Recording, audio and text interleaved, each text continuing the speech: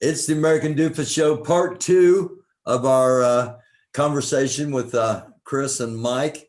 And Hello.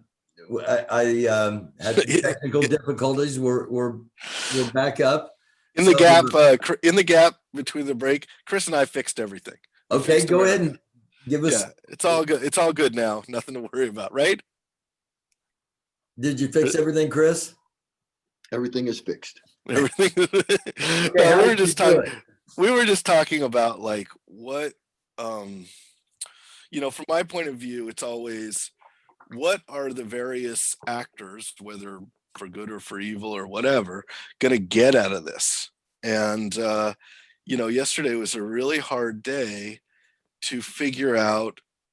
You had to watch those senators go through the what am I going to get out of this scenario in their head, both pre storming of the Capitol and post storming of the Capitol, right? They went through this like, we're going to get up there and we may not win because we just don't have the numbers, but we are going to be the vocal defenders of the people, of the man that the people love, right?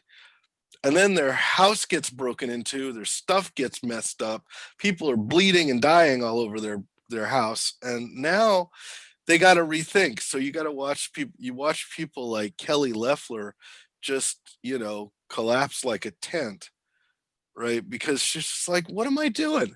Yeah, I was impressed with her small speech there. Yeah, she was like, what am I gaining here? I'm not going to be senator, and I'm on the side of somebody who may have just incited a riot in the people's house, right? And so, and she just walked.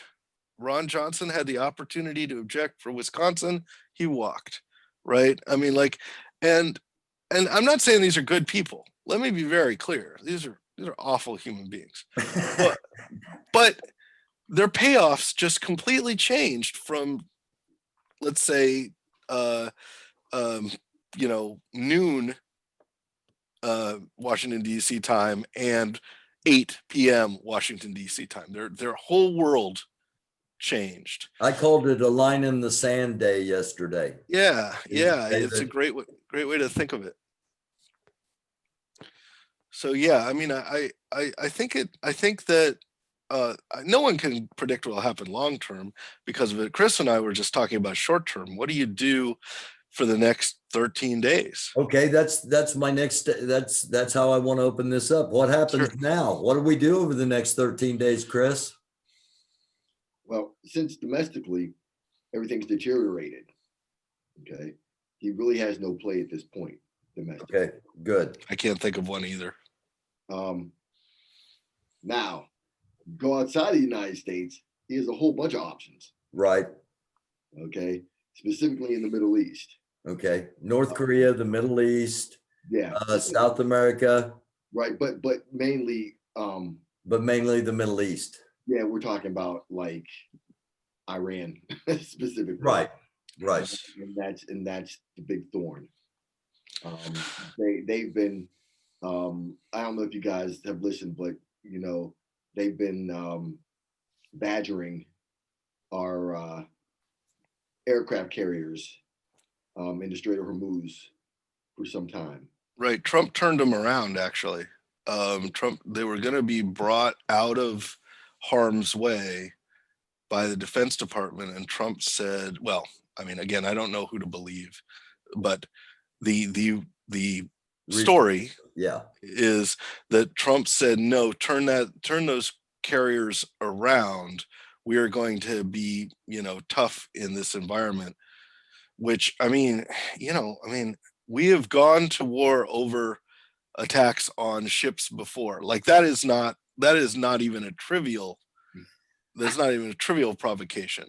Right. So that makes what Chris is saying, that you're just kind of verifying, piggybacking on what Chris is saying, and it makes it more real that Iran is the one hot button, so to speak. Yeah, with the passing of the anniversary of General Soleimani's assassination last year, I think that there's, maybe the clock is. So my take is maybe the clock's running out a little bit on this strategy. That all he can do is cause a dust up, and Lord knows what happens if there's a dust up with Iran. Like, that's horrifying to consider, but there may just not be enough time left in his term to really accomplish anything with some sort of strike on Iran. Right. Well, I mean, let's just say if there was a strike on Iran, right? Hypothetically, you don't have to worry about the blowback here in the United States so much, okay? As, of course, Israel is going to have big issues. Our interest overseas at these embassies in different countries, they're going to get it from Iran proxies all day long. They're just going to get crushed. Yep. So, I mean, does it benefit to strike Iran? No, because when it comes to unconventional warfare, we are not the best at it. Conventional warfare, yeah, we're good. Unconventional warfare, we're not very good. And we start dealing with these proxies like Hezbollah and some of these other militia groups in the Middle East, which Iran has a foothold on them. The United States they're not going to fare out very well. All right. So one big concern in this region also is that the top three parties in Israel are now all hardline parties. The sort of, Labor didn't even meet the what do you call it, standard for being seated, right? So basically the only voices that are being heard, while there is infighting and Netanyahu isn't the only, is controversial character there, what there is just a lot of people who really wouldn't mind some hardline anti-Arab activity. And so That's troubling. he's got a willing, the good thing, anti-Arab or anti-Persian. Do I what? mean, I think in Israel there are nuances, but I think the nuances fall away pretty quickly. Okay.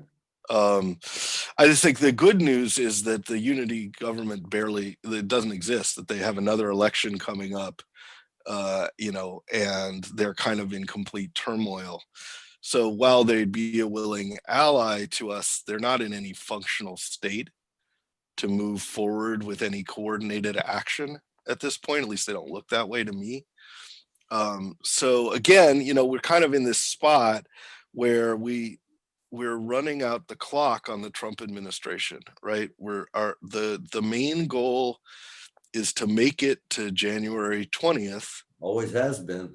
Right. And January 20th is visible from here. Like you can see it. So Right at the end of the tunnel. yeah. So I think Chris is 100% right. He's totally got his finger on the scary spot, right? Scary issue. My take is that this president's going to go out with a whimper rather than a bang on that front. Let's hope so. Yeah. Yeah, absolutely. Right. I mean, let's what I don't think he's going to go out with a whimper on is this thing with the white supremacists in the country. I think he's going to go out riding this group all the way out the door, even if there are no further violent actions. He's made it very clear that this is the crew he is riding with. His speech yesterday, which got taken down from Facebook and Twitter and YouTube and got him banned from all those platforms for at least temporarily, was basically the "we love you" speech, right? And him saying, Yes. go home, please go home, please stop wrecking stuff, right? And that's an important thing to give him even a slight bit of credit for. Please stop destroying my reputation, right? Is basically what he's saying. But also, you're the best. I love your intentions. I want you to keep doing this in the name of me. Just could you leave the Capitol?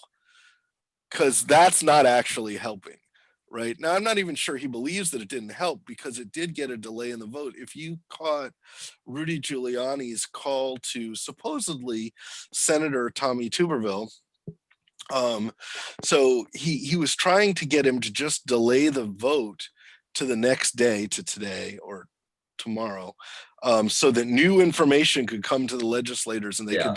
could do that. Of course, it's Rudy Giuliani, so he called the wrong person. Likely he dialed alphabetically and got Senator Pat Toomey, who I think is very likely to have been the person who leaked it to the press. But you know, I mean, like, there was a clear strategy. I'm sorry, not clear. There was a strategy to try to delay the vote for something today. Lord knows what it was. It hasn't happened. Yet, anyway. So they'll move on to the next incredibly stupid idea, but that doesn't mean it won't be an incredibly dangerous idea. True. Right? I mean, like, Okay. we're very lucky that this administration combines evil with incompetence. Okay. When one comes along that doesn't, we're in real trouble. You mentioned that you thought Trump was leading a white supremacist group.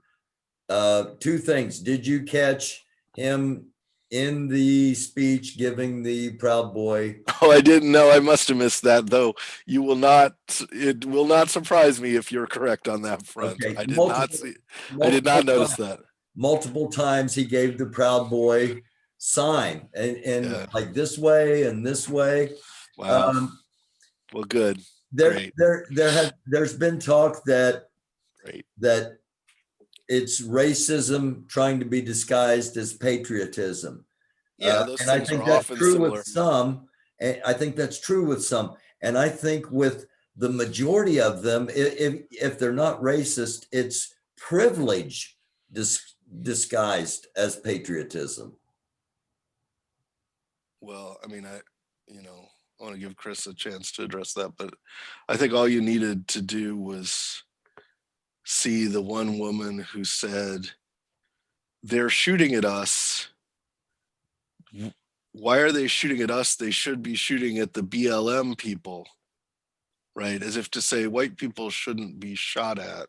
So that's that white privilege. Yeah, and so you can't. I mean, like, that's the number one cause of the problem, is the belief that whites are somehow more deserving of protection and treatment than blacks and Latinos and Muslims and everyone else. I mean, that's the core message. Somebody said yesterday was one of the darkest days in American history, and the response was, no, it was one of the whitest. Right? I mean, like, I mean, the double standard cannot be denied. Yeah, you just can't. In the way that they prepared for the two events, when they prepared for the 1 million person march to celebrate Dr. Martin Luther King's speech, I Have a Dream speech, the 50-year anniversary on the steps of the Lincoln Memorial, the preparation was so much more immense, and I called it insurmountable, despite the fact that they weren't trying to take anything over. They were just there to call attention to the fact that there is an unjust double standard system. And it proved itself again yesterday in the fact that they did not think that white people would do what white people did. Am I wrong? But you know what, and that goes to show that that white people are more so trusted than black people are. Clearly by police anyway. Right? Yeah. So I mean, they showed who they were yesterday. Okay. Yeah. 100%. Yeah. And these are uncomfortable conversations to have in America. Well, I mean, it always is uncomfortable. We want to all think the absolute best of America. We want to all say, this isn't what America is. This is what America is. Exactly. Yeah, I especially have trouble with the conversations, and I accept this is part of my white privilege too, that, the issue is often about how police function, right? And I, grew up with the belief that you should always respect police, and I grew up with I worked in an environment where I worked with a lot of police and got to know them really well and so forth. And I mean, these are hard conversations to have Absolutely. about organizations that, I mean, there's not much more noble than defending the Capitol from assault by terrorists. Like, you cannot, it's very hard to find a higher purpose than that in our democracy. And then to see just the complete double standard that was given to people of African American and Muslim descent, and then a bunch of what appeared to be crazed white people just marched right into the seat of power and took it over. Right? I mean, like, again, Chris is so much more capable of addressing the issue of whether or not the Capitol Police performed their duty in an admirable manner. I don't want to trash them, but I can't look at this and say this was a job done to its best level. And I just can't. I can't give them that much credit. Well, the thing is the manpower. Yep. I think I forgot how many officers you said. There's 2,200 members of the Capitol Police. It's slightly larger than the police force of the city of Memphis. Right. They have to defend a 2 square mile area. Right. So and you have to understand their training as well. All right. Yep. You're, in that environment, you're dealing with all the politicians. All right. So you're not going to be as the same as an officer from MPD who's going to be a little bit more aggressive, on the street. Then because like I said, with Capitol Police, you're only dealing with the politicians. You're not going to be locking people up for homicides and aggravated assaults and domestic violence. It doesn't happen. You're dealing with the politicians. Right. And every once in a while, you'll come across a protest, but those protesters aren't going to do anything. Right. So your level of knowledge and the things that you do in your experience is not going to be the same as MPD's. Clearly not. Right. They're entirely two different agencies. And MPD is the lead police agency, law enforcement agency within the District of Columbia. So they handle everything, as where Capitol Police handle just what's on Capitol grounds. And like I said, their main function is to protect the Capitol and a lot of the other buildings where Congress partakes or goes into. That's their primary function, and that's what they do. And they did succeed a couple things. They did evacuate the Library of Congress. They did evacuate the building next to it, which I can't remember the name of. And so, they did a good job until the mob turned super violent. Right. And then they were just overwhelmed. Right. And that's the thing. And that's like where their training comes in. They didn't have enough people. Right. And they didn't have backup. Right. And if they would have, I don't know how they planned it. Right. But if they were planned properly, MPD would already been down there. I mean, we also have to talk about the National Guard. Right. There's another part of that. Right. The National Guard should have been there as well. So the sequence for anybody listening who doesn't know it is that the National Guard cannot be called out by just anybody, right? The National Guard is a function of various state entities, and the District of Columbia qualifies as a state under this circumstance. So only Mayor Bowser could have called out the National Guard. She needed to do so with the President of the United States requesting it, and the President of the United States apparently did not. Instead, the Bowser and the commander of the National Guard there got on a call with the following 5 people: the the two leaders of the House, the two leaders of the Senate, and the Vice President of the United States. Right. And It that is guard was eventually called out. What stunning to understand that the President of the United States was not involved in that call. Now, what one of my sources in DC told me, and I mentioned it in the first part, I think probably before you got on, was that that a call had been, that the call for the National Guard went out early in the process. However, the Department of Defense did not honor it. That's right. And at the behest of Trump. Yeah, I mean, like, this is, So the National Guard reports. Either way, it's not good.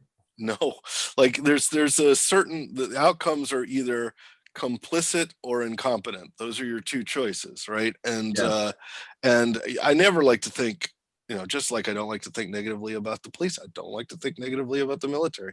I don't understand how the communications were so broken down that the President of the United States chose to interfere with the National Guard in a serious crisis, and this was allowed to stand for like 30 critical minutes while the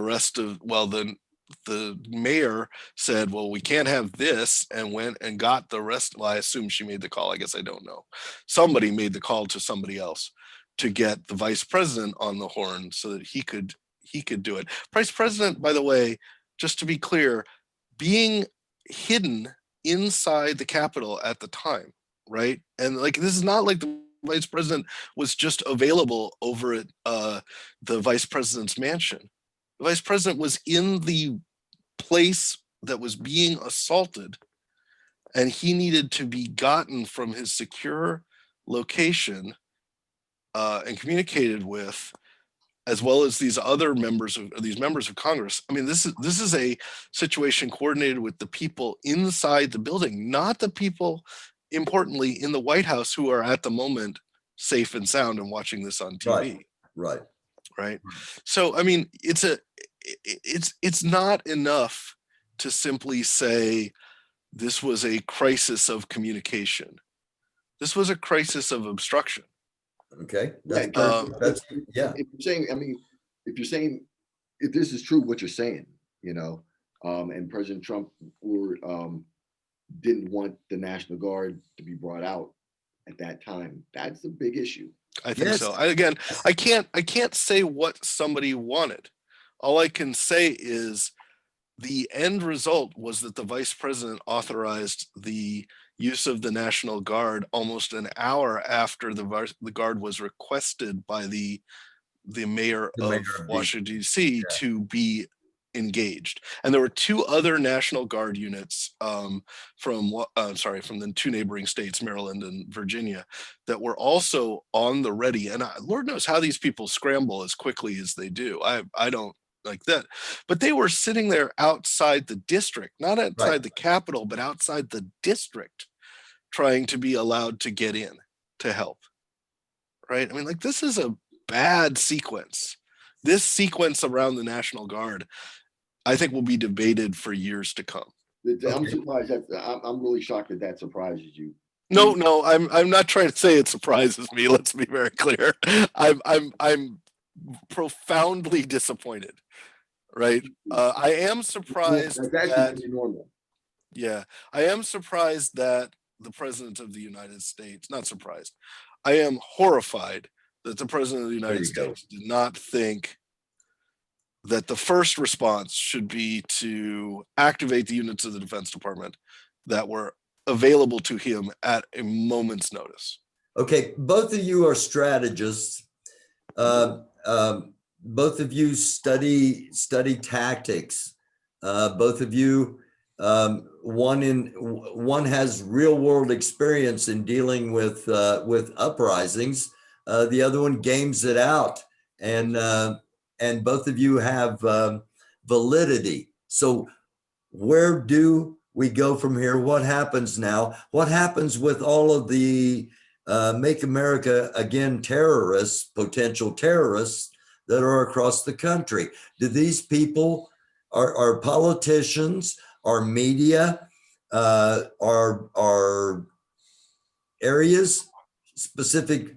Are there going to be targets, or because he's not going to go away just because he's not president? If we make it to the 20th, he's still going to be using platforms. He's still going to be saying it was stolen. He's still going to be, as Mike said, riding with these same people. And there are a lot of them.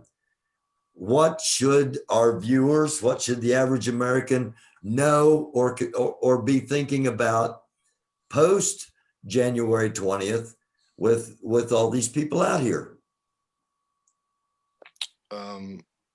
Well, the Democratic Party needs to be a lot less complacent than it has been when it got majorities in the past. Like, that's step one. If Merrick Garland is confirmed as Attorney General, right away he'd better say something like, the people who caused this event and others like them have no place to hide in this country. Okay. Like, I mean, if the FBI and the other agencies, Homeland Security, make fighting white supremacy a priority, I think that's a potentially positive outcome. But, I mean, we have to be really worried when the president-elect, who I support in great measure, continues to say things like, this is not who we are. Like, that is just blinders. yes. It absolutely is who we are for a great many Americans. And, all you had to do was look at the polls yesterday of Republicans, where you saw 45% of them approved of the storming of the Capitol. That's a huge number of people. Yeah. And so I think we have to be very willing to arrest and prosecute people that we have tolerated for quite some time. All right. That's my take. All right, Chris. Okay. Hold on just a second, because I want to kind of readdress it with you. You and I've talked. We've talked a few times on here, and at one point we were talking about the NFAC and about the white militias. Okay, so now NFAC is not part of the conversation. The white militias are, and at that time you told me there are a lot of people that are very, very skilled in various military abilities in these militias. Is that something we should still be worried about? An insurrection to try to again, because I'm still seeing it on social media. This is not over. Trump. Yeah. Is this something we should be worried about? Well, here's the thing, Barry. Yeah. If put yourself in the place of President Trump, okay? Okay. And you know how you see how he thinks, you see how he acts. Okay, he's pretty vindictive, Mhm. right? So Right. he's gonna have the last word, no matter what. Okay, so That's scary, but true. So now he's gonna have all these. He's linked up with, I guess, the Proud Boys and whoever militias he's aligned with, right? Like I said, he can use those as his proxies and be like, hey, you know what? Go ahead and liberate Pennsylvania, liberate Michigan, liberate Georgia, Yeah. liberate Arizona, all the states that caused me to lose this election. Let's get back at them. I mean, he would never tweet something like "liberate Michigan," would he? Oh wait, sorry.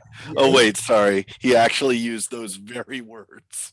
Yeah, right when their governor was going to be kidnapped. And the next day the governor was threatened, right? Yeah. You're totally right. I don't know whether citizen justice is going to be a significant portion of this, but I do think vigilance is on all of us. Yeah. I don't want people to be paranoid, but I do think that there is a sense that these social media platforms are bellwether We can, like, we knew this was going to happen because we saw them actually discussing it on Absolutely. on Parler and stuff like that. I often wonder if how many Parler accounts are members of the FBI just watching from the sidelines, right? Because the the nature of this threat is now laid bare, and it doesn't have limits because it doesn't fear. And so it's our job to make racists afraid again. Right? I think it's our job to make sure that people who believe that the violent overthrow of America to benefit white people is a positive thing, those people need to be absolutely terrified. Okay, what do we do with the people that think anybody that doesn't believe like them is a communist? You know, we've had that for that aren't years. racist, that they're just We've had that my entire life, and you never change those people's minds. And what you don't get with those people is an assault on the Capitol.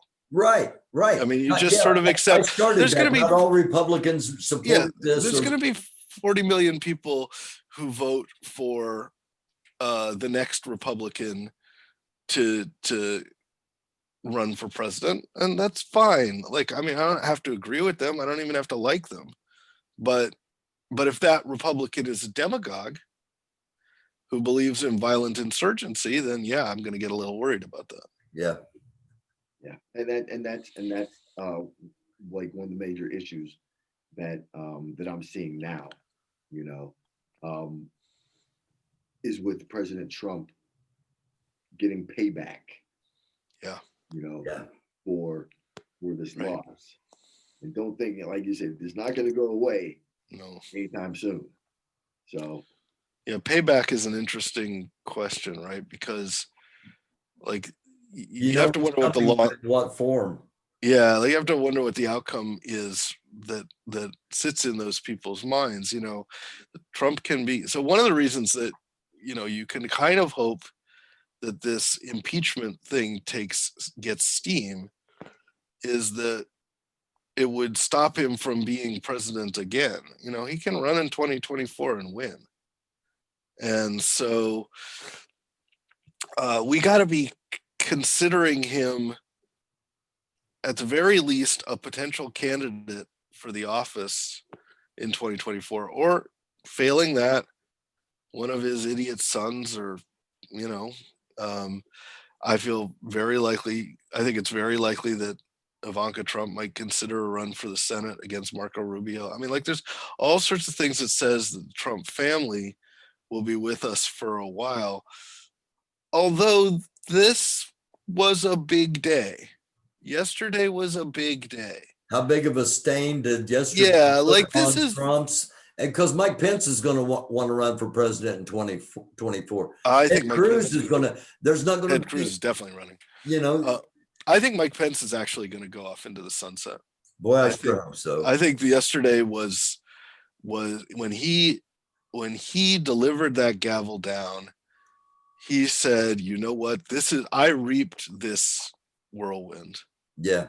Right. I mean, it was a day for him. I don't have any respect for Mike Pence. I'll never support him in any way. But that was a beaten man yesterday. And right? And I ran against the guy 3 times when he was. Did you know? Yeah, when he was in Congress, I ran against him 3 times.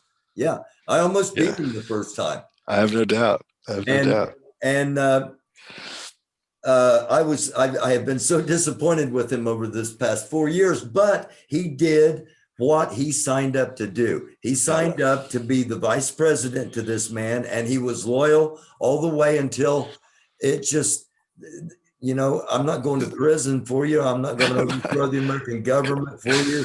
I'm going to do the right thing. And that had to be so hard for him to sit there and count all those votes against him. But I mean, he heard his name called power, and I respect him for doing the right thing at least once. He heard his name called a lot yesterday, though. I mean, like a lot of America supported him, and but I mean, people were actively trying to kill him yesterday too. Let's not Yes.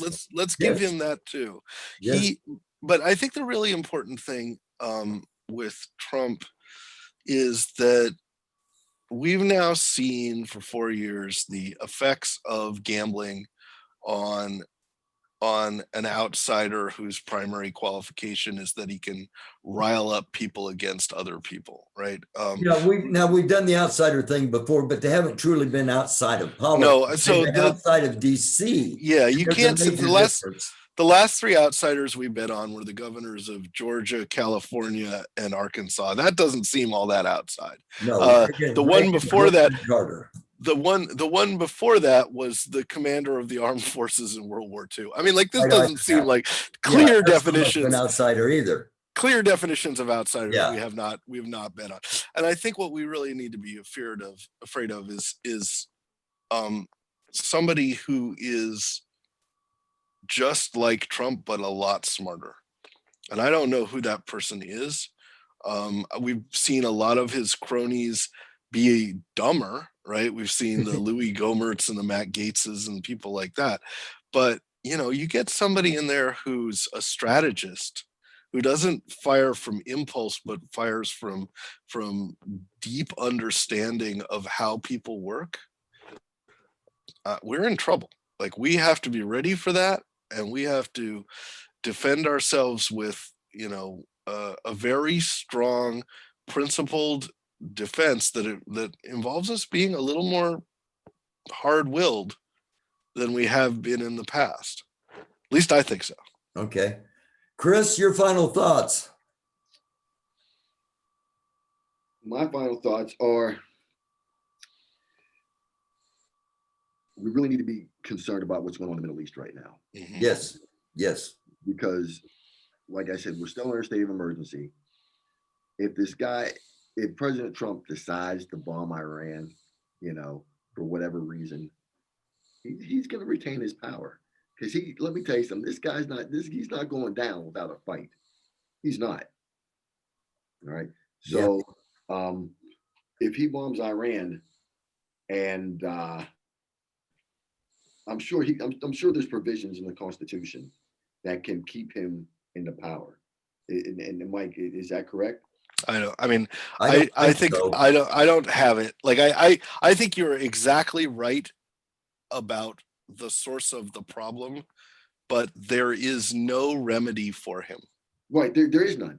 And there's the only possible remedy would be a suspension of all civil liberties. Like, I mean, it would have to be so bleak that the entire system of democratic government came to a halt, and it didn't come to a halt even when the Capitol was stormed yesterday.